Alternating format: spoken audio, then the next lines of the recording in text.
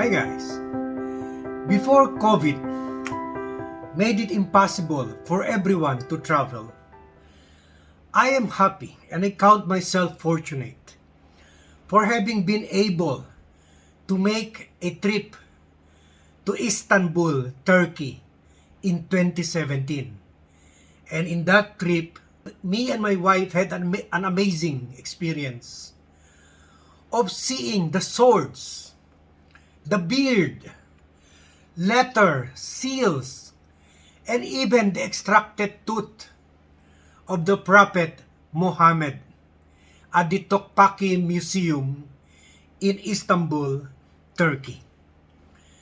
Yes, believe it or not, there is such a thing as the sacred relics of the Prophet Muhammad, and they really exist from the time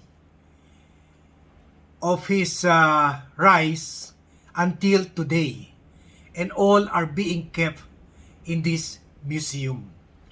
But before we proceed forward, please subscribe to the Blogcaster Armandine YouTube channel to be updated and to join me in my adventures, in my quest for knowledge and understanding of the places, cultures, religions, and people where I go to all over the world. But before we proceed with the discussion on these relics, I would like our Muslim subscribers and those who watch this video to know that these relics have not gotten the approval of Islamic religious leaders, and in short, this is not sanctioned in Islam, since the Prophet Muhammad himself preached against anyone that puts up relics, symbolisms, or imagery of him or Allah.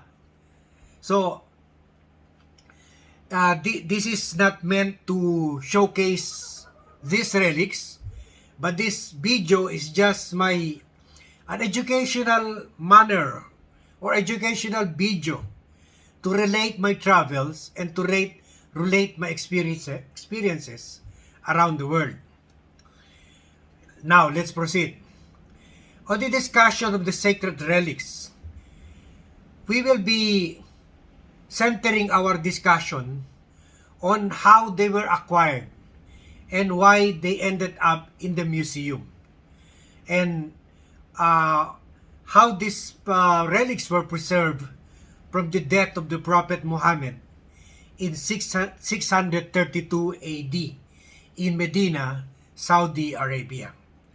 Now, before we go to the relics, and also to give you a backgrounder why and how these relics came to be, it is worthy to note or to discuss about the Topkapi Museum itself, because the museum has a history of its own, and I will go to it in future vlogs.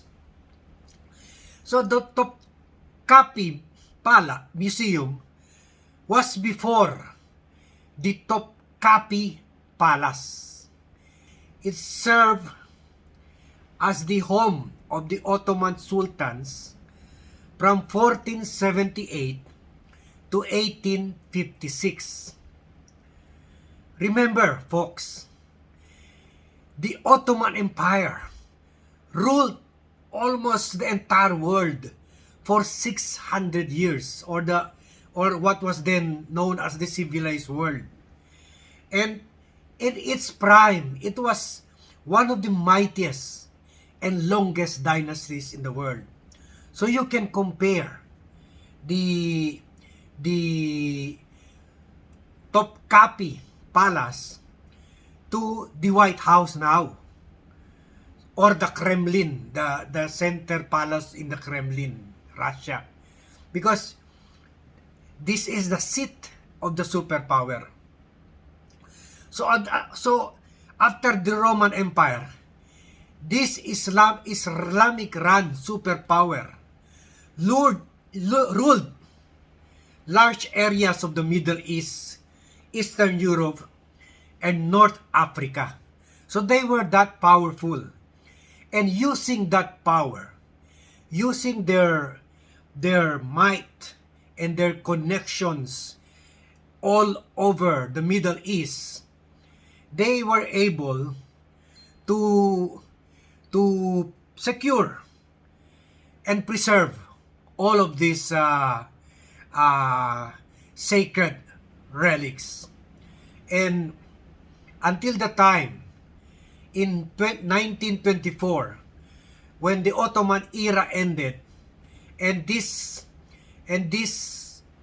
Topkapi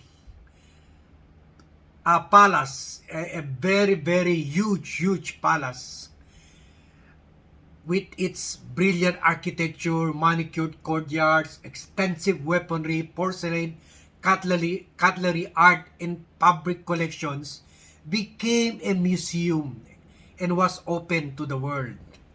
Now, it is one of the largest museums in the world, with its buildings, architecture, collections, numbering approximately 300,000, to include archive documents. That's why I find these relics incredible, because the Ottoman Empire, the rulers of the Ottoman Empire, had the resources and of course a faith in Allah and the Prophet Muhammed, and this emboldened them to spread out all over Middle East, Africa, and Europe to look for these relics. So this Islamic sacred relics are also known as holy relics, and or the sacred trust. They consist of religious pieces sent to the Ottoman sultans between the 16th century to the 19th century, or during their rule. So the sultans housed them in former private chambers of private chambers which are located in the third courtyard of the palace. They are because, as you can see in this picture, the palace is vast expanse of spreads through vast expanse of land, right in the middle of Istanbul, and right by the river, well-known river. I will discuss that in my future vlogs. So we'll stick to the relics, and now yes, we'll go to the relics. We now go to the chambers where these relics are located. In what they call the decimal chamber, there is on display Muhammad's footprints. And how, now you ask me, how did they get those footprints?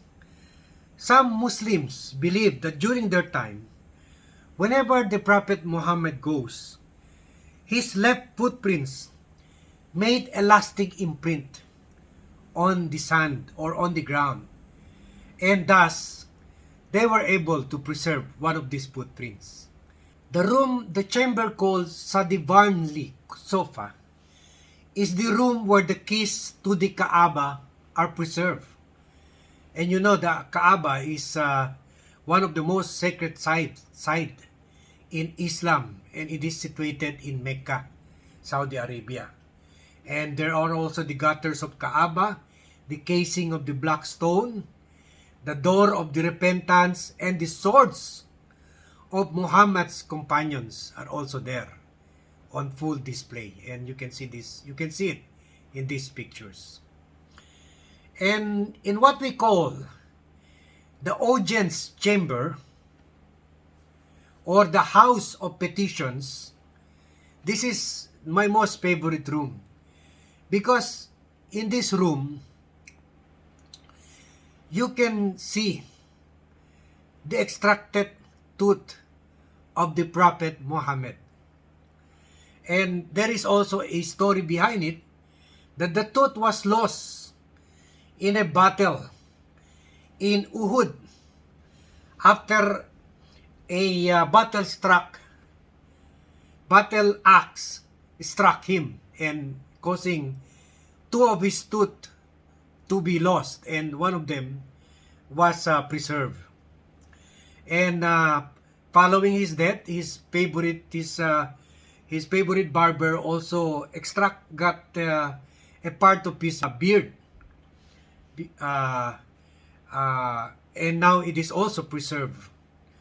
And there in this room is also the seal that he used in to imprint on the letters he was sending.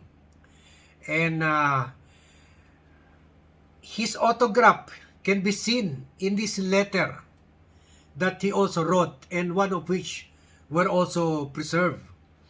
And there are also the swords and bow with its cover or container, and made by exquisite Ottoman goldsmiths.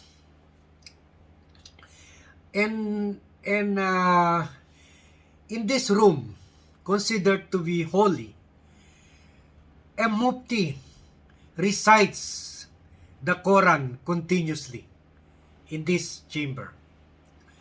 And they are all, of course, well guarded, because many of these are laid out in precious stones and gold. By, of course, later by the Ottoman sultans. And there also in the Topkapi Museum is the grail from which he drank his water. So this is one of my most favorite experiences in my visits, in my travels all over the world, because it is I have so much admiration, even faith. Even if I'm a Christian, I admire the Prophet Muhammad, and I pray to Allah. And my wife is a Muslim; she remained a Muslim, and having seen all these sacred relics, really filled me with blessing, and it made me realize that there is such uniqueness, there is such beauty in all religion. And people, because as I speak this, Israel and Palestine are again fighting each other with missiles. So I just hope that we learn to appreciate, we learn to see the beauty and the glory and the piety in each religion. What's important is what each religion can make us feel, how it can make us or turn us from bad, from sinful to good persons. And that is the importance of religion in the world, no matter what religion you are. What's important is you have faith in the God you know, in His scriptures, and you follow them, and you be a good person to your family and to your community and to the world. So that's how I end my my reflection on this sharing of unique experience in having seen the sacred relics of the Prophet Muhammad. So now I end my video, and I thank you for watching. Please subscribe to the Blogcaster Armando Locum, and please tell me what you think about these sacred relics, and tell me also what topic of interest you want me to do, and I will discuss them, especially if I happen to have visited those places. And please also share my blog to people you know who are interested in the topic I'm discussing. Thank you very much, and have a great day, everyone.